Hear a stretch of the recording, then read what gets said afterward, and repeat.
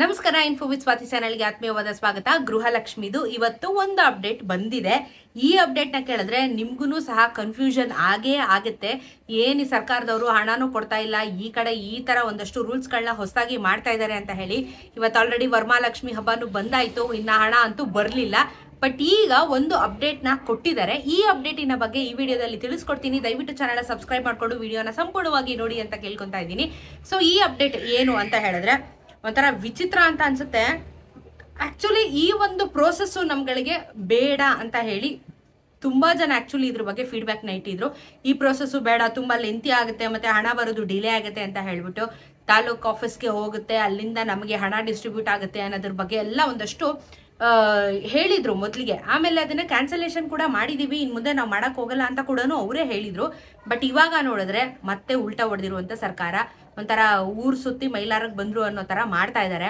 ಈಗ ಬಂದಿರುವಂತ ಒಂದು ವಿಚಿತ್ರವಾಗಿರುವಂತ ಅಪ್ಡೇಟ್ ನಾನು ನಿಮ್ಮೊಟ್ಟಿಗೆ ಹೇಳ್ತೀನಿ. ಚಾನೆಲ್ ಸಬ್ಸ್ಕ್ರೈಬ್ ಮಾಡ್ಕೊಳ್ಳಿ, ವಿಡಿಯೋನ ಸ್ಕಿಪ್ ಮಾಡಬೇಡಿ, ಕಂಪ್ಲೀಟ್ ಆಗಿ ನೋಡಿ. ಇವಾಗ 1.24 ಕೋಟಿ ಮಹಿಳೆಯರು ಗೃಹಲಕ್ಷ್ಮಿಯ ಫಲಾನುಭವಿಗಳಿದ್ದಾರೆ. 1,24,00,000 ಜನ ಮಹಿಳೆಯರು ಈ ಒಂದು ಫಲಾನುಭವಿಗಳು ಆಗಿದ್ದಾರೆ ಈ ಒಂದು ಯೋಜನೆ ಶುರುವಾದಾಗಿಂದ. ಸೊ ಇಲ್ಲಿ ಏನಾಗಿದೆ ಅಂತ ಅಂದ್ರೆ ಇವಾಗ ಗೊತ್ತಿರೋ ಹಾಗೆ ಆಲ್ಮೋಸ್ಟ್ ನಮಗೆ 4 ಕಂತಿನ ಹಣ ಬರಬೇಕಾಗಿದೆ, ಇನ್ನೂ ಸಹ ಬಂದಿಲ್ಲ ಅನ್ನೋದ್ರ ಬಗ್ಗೆನೇ ನಾವೆಲ್ಲರೂ ಚರ್ಚೆ ಮಾಡಿ ಜಗಳನ ಮಾಡ್ತಾ ಇರುವಂತದ್ದು. ಇದೇ ಸಮಯದಲ್ಲಿ ಇವಾಗ ಅಪ್ಡೇಟ್ ಏನ್ ಬಂದಿದೆ ಅಂತ ಅಂದ್ರೆ 2 ರಿಂದ 3 ದಿನದ ಒಳಗೆ ಜಮಾ ಮಾಡಲಾಗುವುದು ಅಂತ ಹೇಳ್ಬಿಟ್ಟು ಒಂದು ಸ್ಟೇಟ್ಮೆಂಟ್ ನ ಕೊಡ್ತಾ ಇದ್ದಾರೆ. ನಿನ್ನೆ ಸ್ಟೇಟ್ಮೆಂಟ್ 15 ದಿನ ಆಗುತ್ತೆ ಅಂದ್ರು, ಈಗ ಆಲ್ರೆಡಿ 2 ರಿಂದ 3 ದಿನ ಅಂತ ಹೇಳಿ ಬಂದಿದ್ದಾರೆ. ಇವ್ರು ಹೇಳೋದೆಲ್ಲ ಸತ್ಯ ಆಗ್ಬಿಟ್ರೆ ಎಲ್ರಿಗೂ ಆರಾಮಾಗಿ ನಿಶ್ಚಿಂತೆಯಾಗಿ ಇರ್ತಾರೆ. ಈ 2-3 ದಿನದೊಳಗಡೆ ಹಣ ಬರುತ್ತೆ ಅಂತ ಹೇಳ್ತಾ ಇದಾರಲ್ಲ, ಇದು ಏನ್ ಪ್ರೋಸೆಸ್ ಮೇರೆಗೆ ನಿಮ್ಗೆ ಬರುತ್ತೆ ಅಂತ ಹೇಳಿದ್ರೆ ಈಗ ತಲೆ ಕೆಡುತ್ತೆ ನೋಡಿ.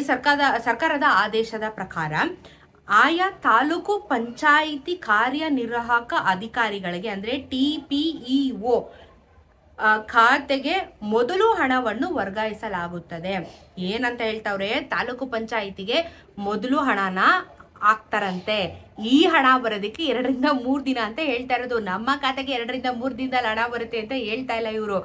ತಾಲೂಕು ಆಫೀಸ್ಗೆ ಮೊದಲು ಹಣ ಬರ್ತಾ ಇದೆಯಂತೆ, ತಾಲೂಕು ಕಚೇರಿಗೆ.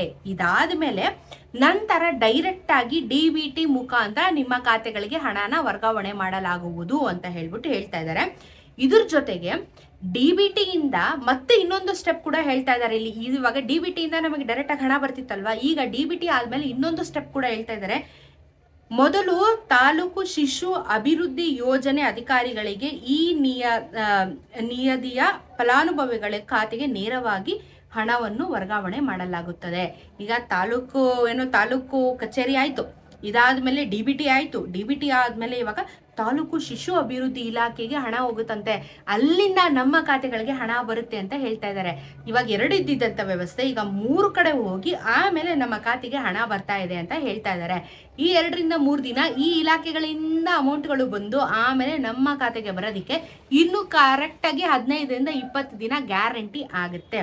ಸೊ ಇವ್ರೇನ್ ಮಾಡ್ತಾ ಇದ್ದಾರೆ, ಇದೇನವ್ರು ಭ್ರಷ್ಟಾಚಾರ ಮಾಡ್ಬೇಕು ಅಂತ ಮಾಡ್ತಾ ಇದಾರ, ಕಮಿಷನ್ ಹೊಡಿಬೇಕು ಅಂತ ಮಾಡ್ತಾ ಇದಾರ ಗೊತ್ತಿಲ್ಲ.